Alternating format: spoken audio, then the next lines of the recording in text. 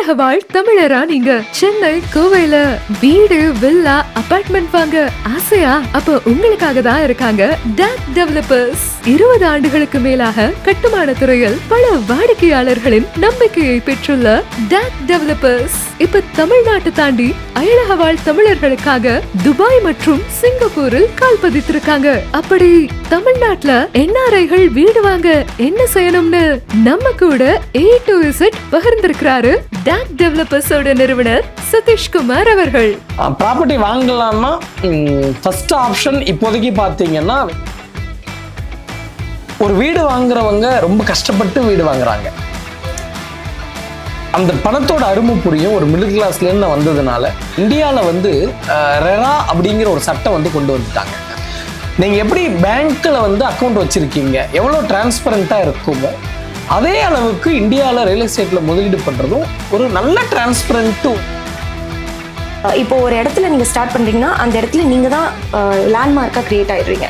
So இந்த landmark நீங்கள் plan பண்ணி க்ரியேட் பண்ணுறீங்களா? Hi sir. ஆக்சுவலி இப்போது எல்லாருமே ப்ரொமோட்டர்ஸ் எல்லாம் வாய் வார்த்தையெல்லாம் தான் சொல்லுவாங்க, நாங்கள் 100% நல்ல பொருட்கள் கொடுத்துட்ருக்கோம் அப்படின்றது. பட் ஃபர்ஸ்ட் டைம் நீங்கள் தான் ஷவுட் அவுட் பண்ணி அதை ஒரு ரியாலிட்டி அட்வர்டைஸ்மெண்ட்டாக பொருட்களை உடச்சி காமிச்சிங்க.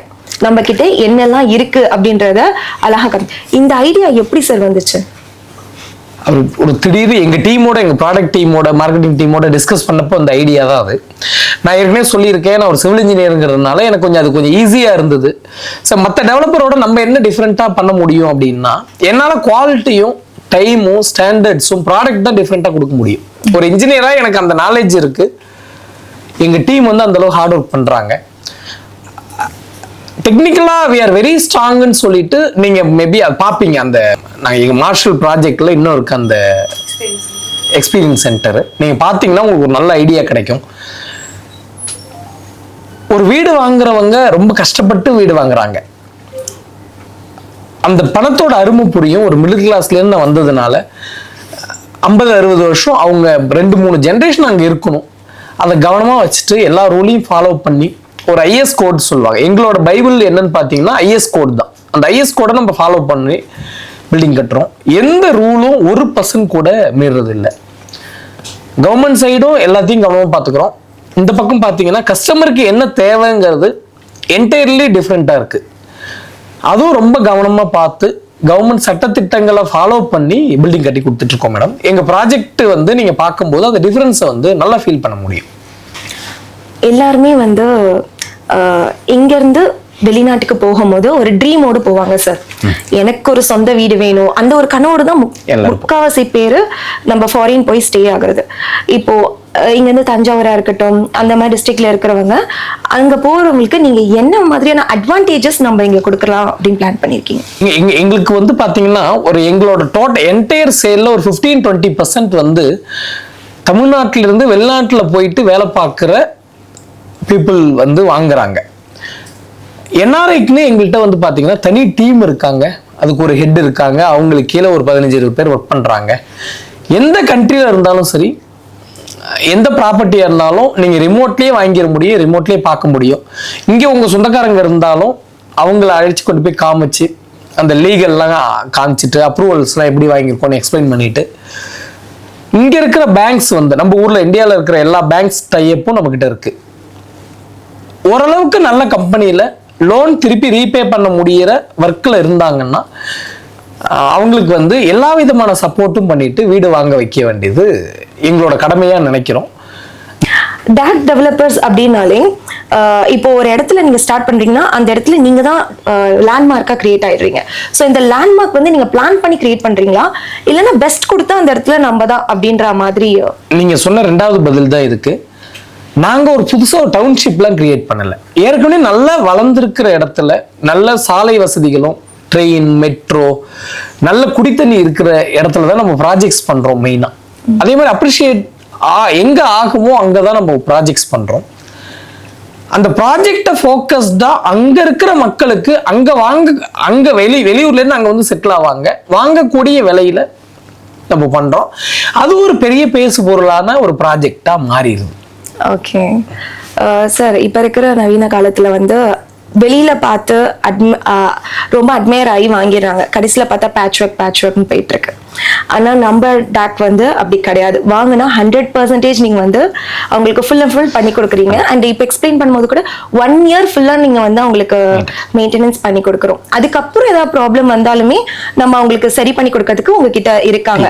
ஸோ இது எப்படி சார் நீங்க இதுக்காக யோசிச்சு பிளான் பண்ணீங்க? நான் ஸ்டார்டிங்கே சொன்ன மாதிரி தான் மேடம். ஒருத்தங்க ஒரு வீடு வாங்குறதுங்கிறது அவங்க லைஃப் டைம்ல ஒரு வீடு தான் வாங்க முடியும் நிறைய மக்களால. 2வது வீடு 3வது வீடுங்கிறது எல்லாராலையும் வாங்க முடியுமான்னு தெரியாது. ஸோ என்னை பொறுத்த வரையும் கல்யாணத்துக்கு அப்புறம் ஒரு பெரிய முதலீடுன்னு சொல்றது, ஒரு பெரிய முடிவுங்கிறது வீடு தான். அவங்க வாழ்க்கை ஃபுல்லா ஒரு 25 வருஷம் சம்பாதிக்க போறத ஒரு வீடா வாங்குறாங்க. அந்த பொறுப்பு உணர்ந்து ரொம்ப கேர்ஃபுல், ஒன்றுலேயும் ரொம்ப கேர்ஃபுல்லாக அதை பண்ணுறோம். அந்த பணத்தோட வேல்யூ புரிஞ்சுட்டு நம்ம பண்ணுறோம். அதனால தான் நிறைய கஸ்டமர்ஸ் ரிப்பீட்டடாக வராங்க. Correct, super sir. இப்போ ஒரு லேண்ட் பார்த்தா 1200 ஸ்கொயர் ஃபீட் சொல்லுவாங்க.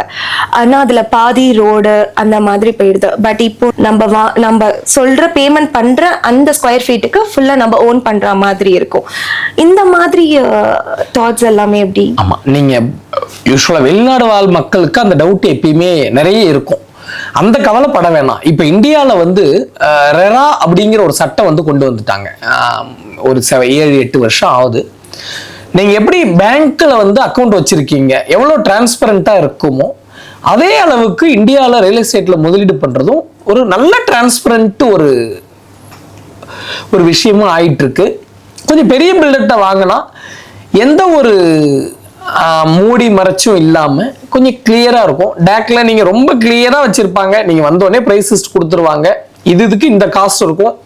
கவர்மெண்ட் டாக்ஸஸ் மட்டும்தான் எங்க கையில இல்லை. ஏன்னா கவர்மெண்ட் வந்து மேபி திடீர்னு கம்மி பண்றாங்க, திடீர்னு அதிகம் பண்றாங்க. எவ்ரி இயர் அந்த சேலஞ்ச் இருக்கிறதுனால அது மட்டும் உங்க பேமெண்ட்டை பொறுத்து இருக்கும். மீதி எல்லாம் ஒரு டைம் இந்த பிரைஸ் ஒரு 70 lakhs பிரைஸ்ன்னா கீ கொடுக்குற வரையும் அந்த பிரைஸ் நாங்கள் மாத்துறது இல்லை, டைமுக்கு கொடுத்துருவோம். அதே மாதிரி 1 year மெயின்டெனன்ஸ் வந்து கம்ப்ளீட்டா பண்ணிடுவோம். ஆஃப்டர் 1 year கூட எங்க சர்வீஸ் டீம் இருக்காங்க. அதுல ஒரு 10-15 இன்ஜினியர்ஸ் இருக்காங்க, லேபர் ஒரு 100 பேர் இருக்காங்க. எங்க டாக் டெவலப்பர்ஸ் இருக்கிற வரையும் எங்களோட சப்போர்ட் கஸ்டமருக்கு இருந்துகிட்டே இருக்கும். கஸ்டமர் சப்போர்ட்டும் எங்களுக்கு வேணும்னு கேட்குறோம். Super sir. சார் இப்போ NRIல வந்து நமக்கு லேண்ட் வாங்க வராங்கன்னு வச்சுக்கோங்களேன். இப்போ வாங்கிட்டாங்க, பட் அதுக்கப்புறம் ஒர்க்ஸ் எல்லாம் நடக்கிறது எப்படி அவங்களுக்கு வந்து கம்யூனிகேட் ஆகும்? நமக்கு பார்த்தீங்கன்னா 2-3 டீம் இருக்காங்க. கஸ்டமர் சப்போர்ட்டுக்குன்னே CRM இருக்காங்க, CST இருக்காங்க, அப்புறம் பப்ளிக் ரிலேஷன்ஸ்க்கு ஒரு டீம் இருக்காங்க. நீங்க இதெல்லாம் பார்த்தீங்கன்னா இவங்க எல்லாரும் சேர்ந்து 100 பேர் இருக்காங்க. கஸ்டமருக்கு என்னென்னலாம் தேவையோ அவங்க பின்னாடியே நின்று இவங்க சர்வீஸ் பண்ணிடுவாங்க. Through mail, WhatsApp. இப்போ ஒரு ப்ராப்பர்ட்டி வாங்கினாலே ஒரு குரூப் கிரியேட் பண்ணிடுவோம். அந்த குரூப்ல every week every month updation நடந்துகிட்டே இருக்கும். ஃபார் ஆல் என்னென்ன கான்வர்சேஷன் இருக்கோ, என்ன டேர்ம்ஸ் இருக்கோ எல்லாமே நடந்துட்டு இருக்கும். சைட்டோட ஸ்டேஜ் எவ்ரி மந்த் மெயில் வந்து கஸ்டமர்ஸ்க்கு போயிடும்.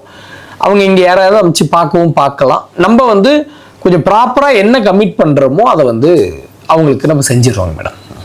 Okay sir.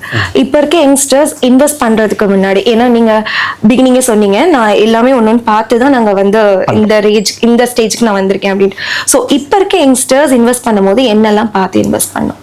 இப்போ நான் ஏற்கனவே சொன்ன மாதிரி ரெராங்கிற ஒரு சட்டம் வந்ததுனால நமக்கு நிறைய பெரிய புத்தால்தனம்லாம் தேவையில்லை. ப்ராப்பர்ட்டி வாங்குறதுக்கு ஒரு நல்ல டெவலப்பரான்னு பார்க்கலாம். இதுக்கு முன்னாடி அவங்க பண்ண ப்ராஜெக்ட்ஸை டெலிவரி பண்ணியிருக்காங்களா இல்லையான்னு இன்னைக்கு நம்ம கூகுள் போனாலே வந்துடுது. நம்ம போயிட்டு ஒரு 10 ஏறி இறங்கணுங்கிற அவசியம் ஒன்றும் இல்லை, 10 இடம் ஏறி இறங்கணுங்கிற அவசியம் இல்லை இன்னைக்கு. ஏன்னா இந்த டிஜிட்டல் வேர்ல்டில் எதையும் மறைக்கலாம் முடியாது. கரெக்டாக இருக்கிறவங்க மட்டும் தான் பிஸ்னஸில் நல்லா வளர முடியும். ஓரளவுக்கு அப்ரிசியேஷன் இருக்கிற லொக்கேஷன்ல இப்ப சென்னை பார்த்தீங்கன்னா ரெண்டு லொக்கேஷன் ரொம்ப நல்ல ஃபாஸ்டஸ்ட் லொக்கேஷன். சவுத் சென்னை, அதாவது ECR, OMR, இந்த GST ரோட் பெல்ட் வந்து ரொம்ப ஃபாஸ்ட். எப்பயுமே சென்னையோட ஸ்வீட் ஸ்பாட் தான் சொல்லுவாங்க. அதனாலதான் நான் வந்து அண்ணாநகர் இருந்த நான் தாம்பரம் வந்துட்டு இங்க ஆபீஸ் வச்சோம். நிறைய ப்ராஜெக்ட்ஸ் இங்கே பண்ணோம். பரந்தூர் ஏர்போர்ட் கவர்மெண்ட் அனௌன்ஸ் பண்ணதுனால இப்போ ஒரு 3-4 இயர்ஸா வந்து வெஸ்டர்ன் சென்னை, இந்த போரூர், பூந்தமல்லி அப் டு காஞ்சிபுரம் வரையும் ரொம்ப super duper real estate appreciation இருக்கு. ஃபாஸ்ட் க்ரோயிங் இருக்கு. மெட்ரோ வந்து சவுத்துக்கு ஈக்குவல் வெஸ்ட் வந்து கவர்மெண்ட் வந்து ஃபோக்கஸ் பண்றாங்க because of the airport. Property வாங்கலாம்னா ஃபர்ஸ்ட் ஆப்ஷன் இப்போதைக்கு பார்த்தீங்கன்னா வெஸ்ட் சென்னை, சென்னை நான் சொல்றது போரூர், ஐயப்பந்தாங்கல், காட்டுப்பாக்கம், பூந்தமல்லி அப் டு நம்ம காஞ்சிபுரம் வரையும். அடுத்த ஆப்ஷன் சவுத் சென்னை. நீ என்டையர் ஜிஎஸ்டி நீங்க அப் டு செங்கல்பட்டு வரையும் வாங்கலாம். அப்புறம் OMR ECR எப்பயுமே நல்ல cream for real estate. Actually NRI Dubai office பத்தி கொஞ்சம் எலாபரேட்டா சொல்லுங்க சார். எனக்கு ரொம்ப அடிக்கடி இப்போ துபாய் வர்றேன். எனக்கு துபாய் ரொம்ப பிடிச்ச ஊராயிடுச்சு. தமிழ்நாட்டில் இருக்கிறதுக்கும் துபாயில் இருக்கிறதுக்கும் பெரிய டிஃபரன்ஸ் நான் எதுவும் பார்க்கல. என்ன துபாயில் ரோடுங்களாம் பெருசாக இருக்கு, பில்டிங்லாம் பெருசாக இருக்கு, அது பார்க்க அழகாக இருக்கு. நிறைய தமிழர்கள் இருக்கிறதுனால துபாய் விசிட் பண்றதுல அடிக்கடி சந்தோஷப்படுறேன். அதோட அந்த ஆசையின் விரிவு தான் பார்த்தீங்கன்னா துபாயில் வந்து நாங்கள் ஆஃபீஸ் பண்ணியிருக்கோம்.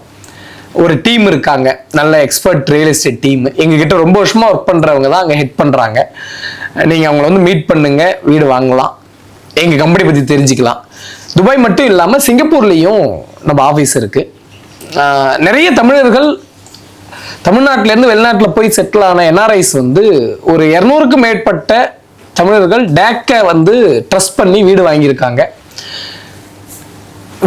வீடு வாங்கணும், சொத்து வாங்கணும்னு ஆர்வப்படுற நம்ம தமிழர்கள் டேக் டெவலப்பர்ஸ் ஒரு டைம் வந்து பார்க்கணும்.